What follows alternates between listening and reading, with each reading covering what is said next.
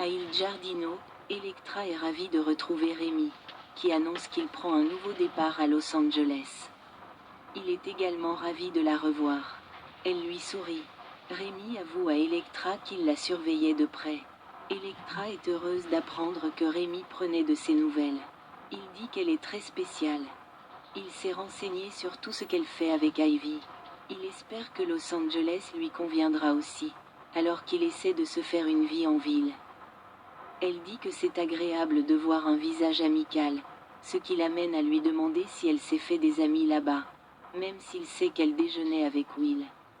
Elle se précipite au travail, mais elle le serre dans ses bras et lui propose de passer un moment ensemble. Au bureau de design, Ivy explique à Will ce qu'il doit faire avec l'inventaire. Elle s'excuse pour cette tâche ennuyeuse, mais il est content, car travailler sur la ligne de bijoux implique de travailler avec Elektra. Il lui demande si elle est rentrée du déjeuner. Ivy décide d'envoyer un SMS à Elektra pour s'assurer qu'elle va bien. Will trouve l'idée bonne et apprécie qu'elle soit une tante protectrice. Il la prévient que Los Angeles est une grande ville. Ivy est heureuse de passer autant de temps avec Elektra. Ils ont toujours été proches et elle apprécie que sa nièce soit entourée de membres de sa famille aimants. Elle apprend à faire confiance.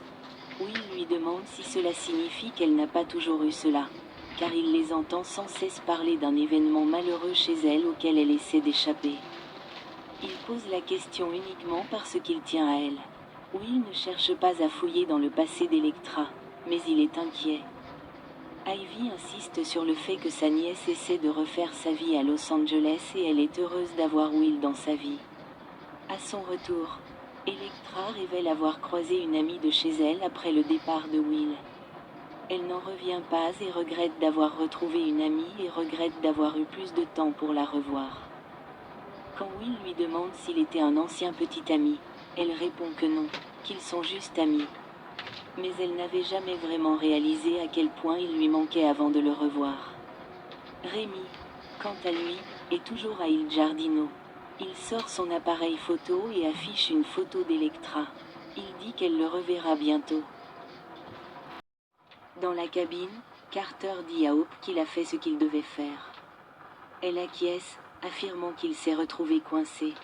Carter confie à Hope qu'il a cru qu'ils étaient pris au piège quand Ridge a vu son nom sur les papiers, mais il les a quand même signés.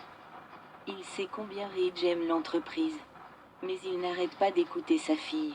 Elle lui dit qu'il n'a rien à faire avec les papiers, car personne n'est encore au courant. Carter affirme que la seule façon de changer les choses dans l'entreprise est de mettre leur plan à exécution. Hope acquiesce, même si elle souligne qu'ils n'ont encore rien fait. Alors qu'il a déjà fait pour elle et que Carter peut faire bien plus. Elle dit qu'elle a l'impression de pouvoir tout faire avec lui à ses côtés. Hope sait qu'il risque tout son avenir chez Forrester Création avec ce qu'il fait. Carter promet de toujours soutenir Hope, qu'il mette ce plan à exécution ou non. Elle ne s'est jamais sentie aussi en sécurité et soutenue avec un autre homme. Ils échangent un baiser passionné.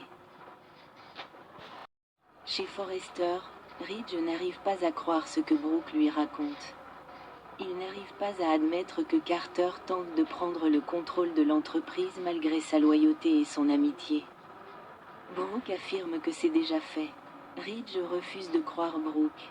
Elle pensait que la présence de Hope avec Carter serait une bonne chose, mais c'est le chaos. Elle ne veut pas que Hope soit mêlée à cette histoire. Devant l'absence de réaction de Ridge, elle lui explique que tout cela est réel et, pire encore, que tout est déjà en cours.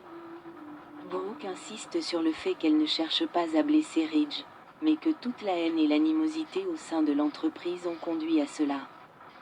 Brooke lui rappelle que Steffi a provoqué la tension en se débarrassant de Hope et que Ridge n'a pas écouté Carter lorsqu'il lui a fait sa proposition. Brooke affirme que la situation est devenue incontrôlable. Ridge ne croit pas que Carter le poignarderait dans le dos comme ça. Ridge ne pense pas que Carter soit avide de pouvoir. Mais Brooke pense qu'il veut réparer les mauvaises décisions de Ridge. Il pose des questions sur la relation entre Hope et Carter. Brooke affirme que c'est Hope qui portait la lingerie au bureau de création pour Carter, et non pour Finn. Ce qui explique pourquoi il défendait Hope avec tant d'acharnement lorsqu'elle a été licenciée. Ridge n'arrive pas à croire qu'il ait signé les papiers et les ait remis à Carter. Et que ce dernier l'ait trahi. Carter et Hope partagent un moment coquin à la maison pendant que Ridge examine les papiers signés par Carter. Il demande à Brooke pourquoi elle est venue directement le voir. Elle lui répond que les tensions au sein de l'entreprise nuisent à des personnes qui lui sont chères. Ridge réalise que Carter l'avait mis en garde contre la réintégration de Hope et qu'il l'avait manqué. Ridge a mal interprété l'expression de Carter lorsqu'il a signé les papiers. C'était de la culpabilité, dit Ridge, s'interrogeant sur l'idée que Carter essaie de lui prendre l'entreprise. Dans un montage, on voit Hope et Carter faire l'amour devant un feu. Mais les flammes se transforment ensuite en visage furieux de Ridge.